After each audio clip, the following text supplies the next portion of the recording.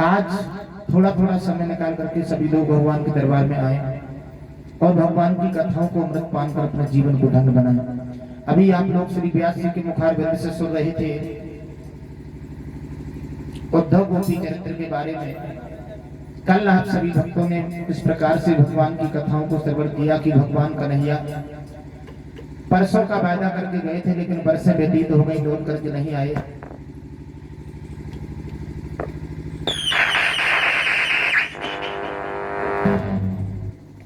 एक बात मैं आपको और बताऊं,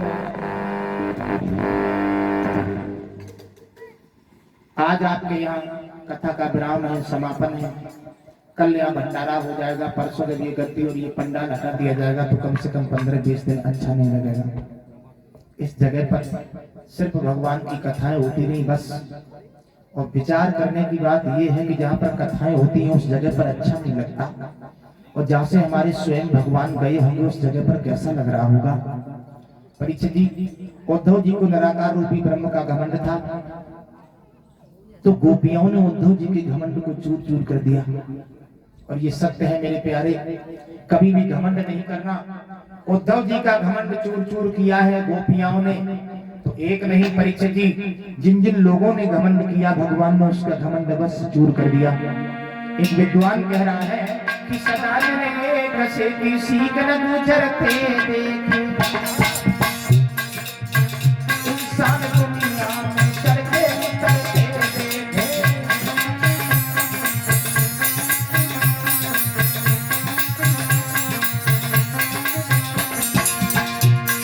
एक समान भक्त किसी का नहीं रहता भक्तों।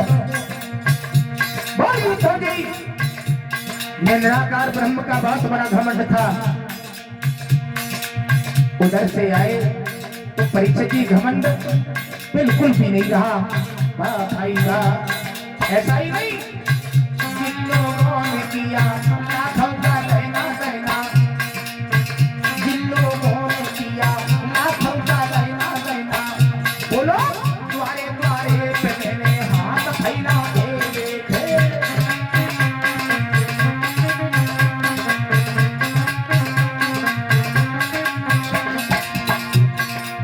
एक नहीं, जिन्हें गौरव का घमंड हुआ, ज्ञान का घमंड हुआ, उनका घमंड भगवान ने चूर चूर किया। लाला, जो लोग एक दिन सिंह से सहारे थे, बोलो जो लोग एक दिन भेड़िए से भी डरते थे, सदा दिन एक से किसी का गुजरते थे।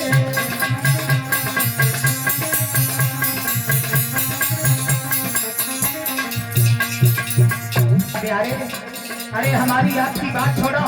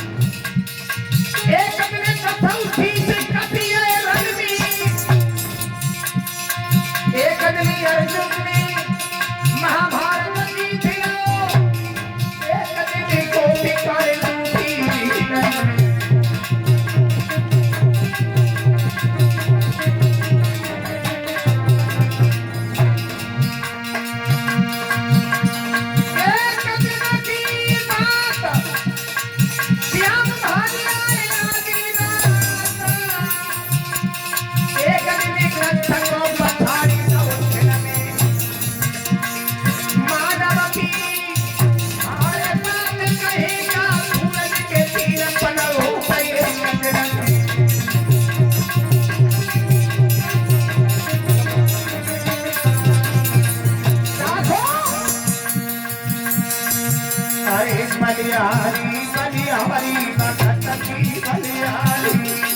बलिहारी बलिहारी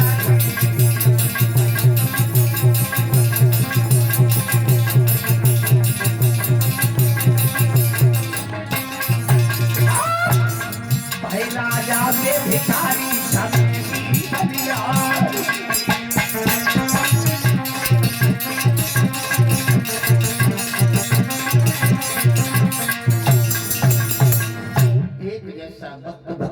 किसी का नहीं रहता। कभी गर्मी कभी सर्दी, ये कुदरत की नजारे है, और प्यासे वो भी रह जाते हैं जो दरिया के किनारे हैं। कभी भी हमें आपको किसी भी प्रकार का घमंड नहीं करना चाहिए। ये भगवान की कथा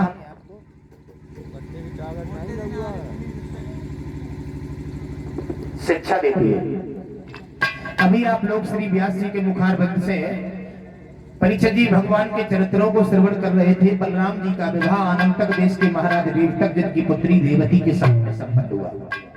अब परीक्षित जी भगवान कन्हैया के विवाह की बारियां आई हैं, तो भगवान कन्हैया के विवाह एक नहीं हुए, भगवान कन्हैया के विवाह हुए हैं परीक्षित जी 16,108।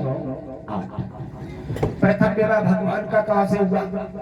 वैसे क्षमा चाहेंगे, आप लोग गए हो भरथना बिलुना मार्ग पर जो कुदरकोट नाम का एक कस्बा स्थित है, जहां पर हमारी जन्मभूमि है, वहीं पर भगवान कन्हैया की प्रथम ससुराल है। वैसे माफी चाहेंगे, हम आपको बड़े सौभागी हैं जो हमारा आपका अवतार इस उत्तर प्रदेश में हुआ। बड़े सौभागी है। मैं पवित्र भूमि को प्रणाम करता हूं कि हे भगवान, तूने इस पवित्र भूमि पर हमें भेज दिया। एक नहीं, इस पवित्र भूमि पर परीक्षित ऐसे ऐसे महान पुरुष आए जिन महान पुरुषों की वजह से हम आप आज आजाद बैठे हुए हैं। क्योंकि हमारा देश अंग्रेजों के गुलाम था। जो अंग्रेज कहते थे भाई हमें आपको करना पड़ता था, लेकिन धन्य है ऐसे महान पुरुषों को, जिन महान पुरुषों ने हमारे आपके पीछे हंसते हंसते फांसी का फंदा गर्दन में डाल करके सदा के लिए सो गए। अपनी जान की परवाह किसके लिए? हमारे आपके लिए। आज हम आप स्वतंत्र हैं, मन चाहा काम कर लेते हैं। उन महान पुरुषों की देन है। ऐसे महान पुरुषों को मैं प्रणाम करता हूँ, दंडवत प्रणाम करता हूँ, संसद नमन वंदन और अभिनंदन करता हूँ, जिन महान पुरुषों की वजह से हमें आपको आजादी मिली है।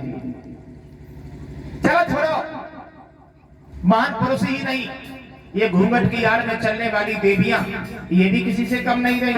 हाँ, एक विद्वान कह रहा है, परम पूज्य गुरु ब्रजेश कुमार शास्त्री जी गाया करते थे, भारत शान पे मरो है, इज्जत नहीं गई है अपने देश की, भारत शान पे मरो है।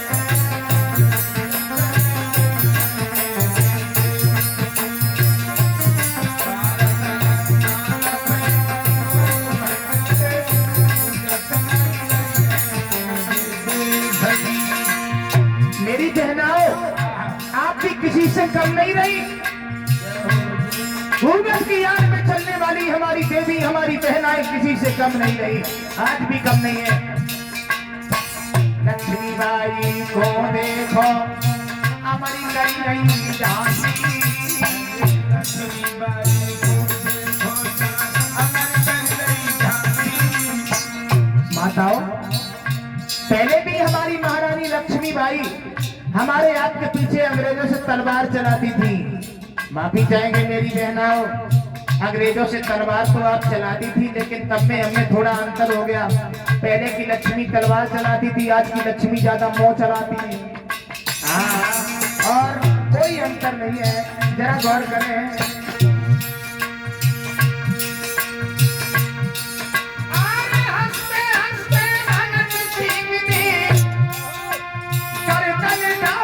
फांसी हंस के देश पे मरो है, इज्जत नहीं गई है अपने देश की,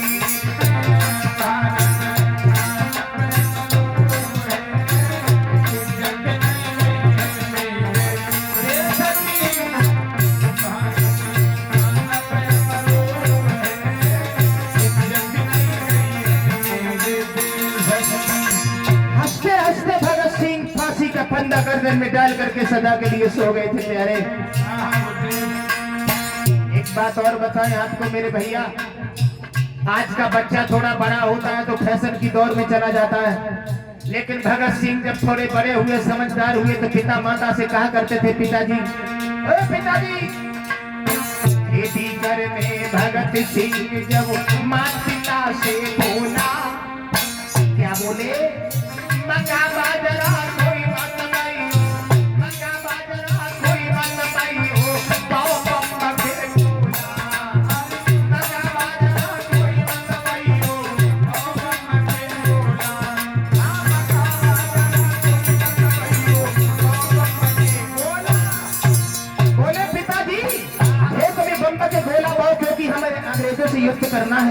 अंग्रेजों से लड़ाई करनी है। एक बात और बताएं आपको, भगत सिंह अपने जीवन में बार बार नहीं रोए, एक बार रोए। कब रोए? जब भगत सिंह के गुरु स्वामी दयानंद को अंग्रेजों ने तरफा तरफा के मार दिया था भगत सिंह के सामने। जरा गौर करें मेरे महान पुरुषों ने क्या किया हमारे आपके लिए।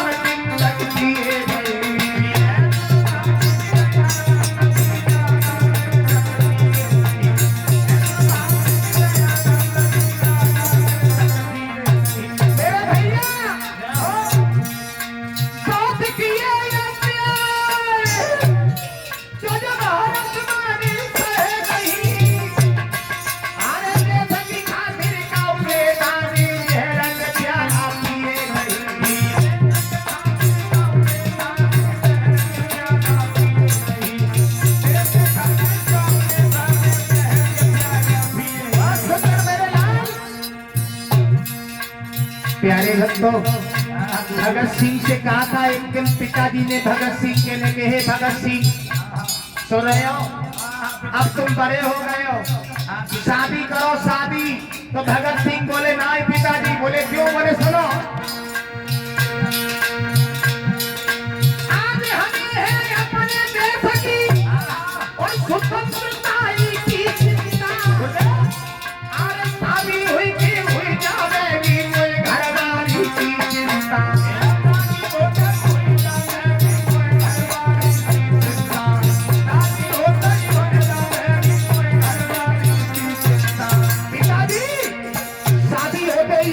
पत्नी बच्चों की चिंता हो जाएगी, मुझे अपने देश को स्वतंत्र करना है। वाह भाई वाह। बोले भगत सिंह, चिंता है तो गांधी नेहरू और पटेल भाई की चिंता। अरे तीन को पैदल भाग जावे नाई सवारी की चिंता।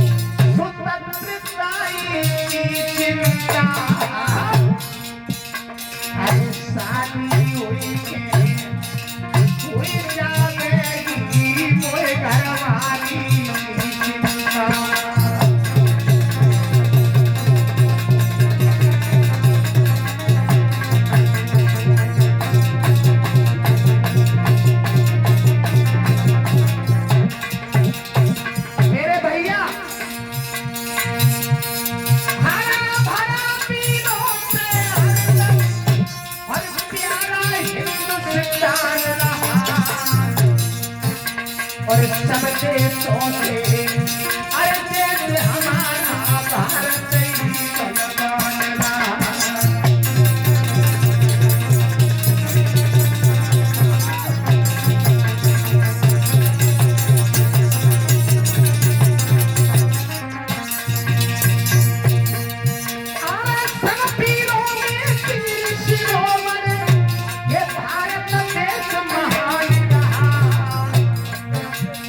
हरा भरा पीरों से हरदम भारत ही बलवान रहा।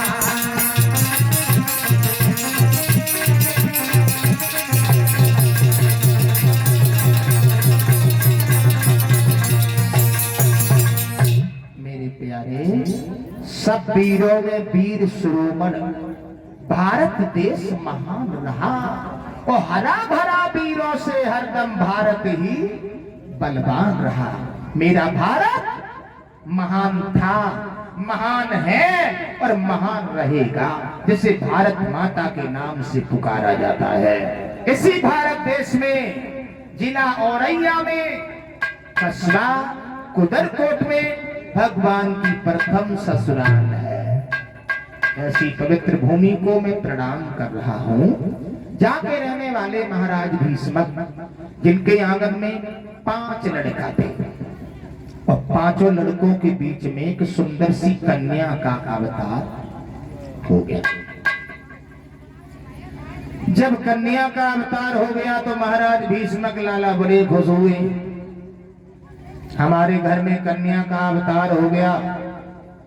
तो कन्या की खुशी में महाराज भीष्मक ने सोने से सींग और खुर मड़वा करके ब्राह्मण को गौए दान में दे दी।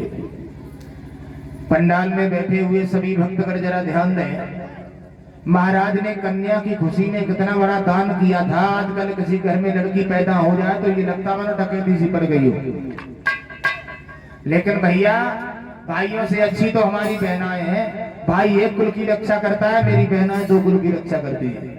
ऐसी कौन सी बहन है, विचार करो, जिसने अपने माता पिता को घर से धक्का देकर के बाहर निकाल दिया। ऐसे हजारों भाई मैं आपको बता दूं जिन्होंने अपने माता पिता को वृद्धाश्रम में छोड़ दिया, जो आज दर की ठोकरें खा रहे हैं।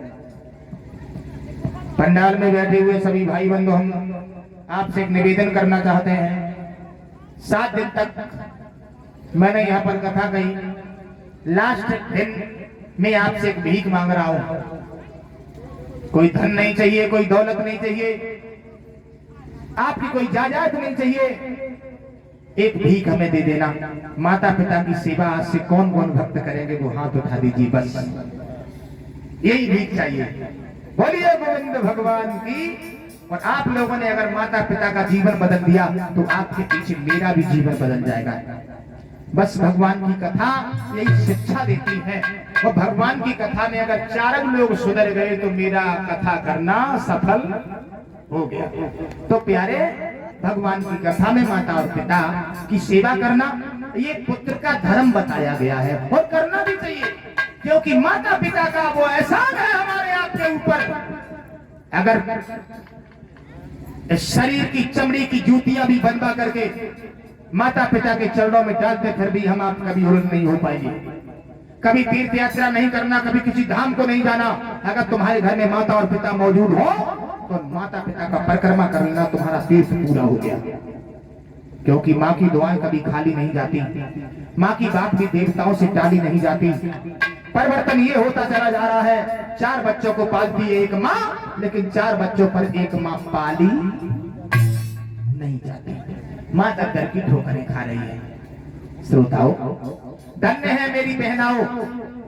भाई एक कुल की रक्षा करता है, मेरी बहन 2 कुल की रक्षा करती है। याद रखना, श्री सुखदेव जी महाराज वर्णन करते हैं, राजन परीक्षित कन्या का जब अवतार हो गया तो उसी समय देव ऋषि नारद बाबा का पदार्पण हो गया।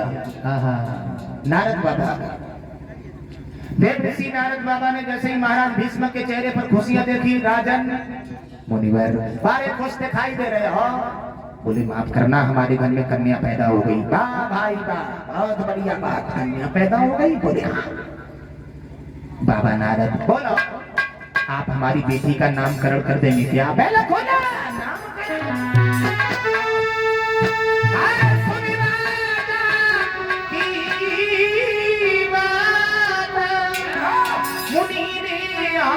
पत्रिका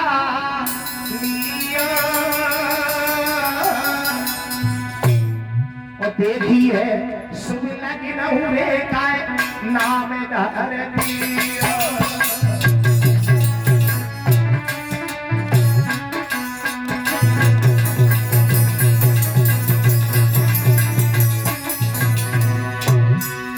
बोले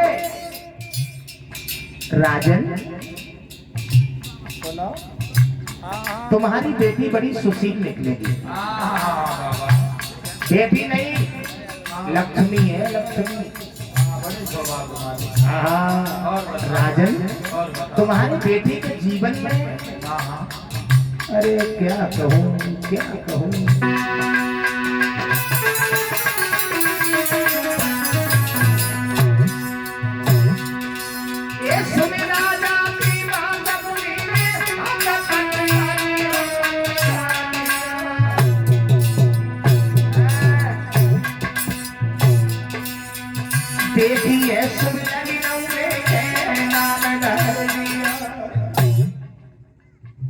राजन तुम्हारी लड़की का नाम अरे लोग मेरे जा तो ना सत सब का देवन है दिया वो श्री कृष्ण संगति हम वचन दे दिया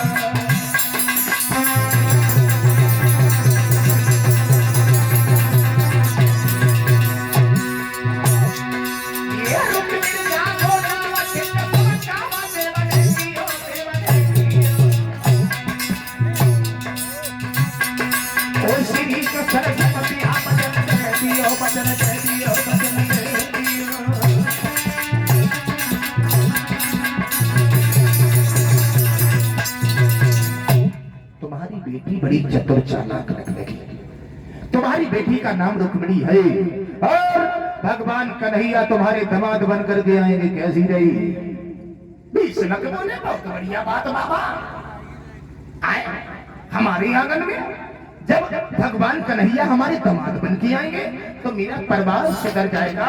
भाई खुश खुश है। अरे खुश छाई गई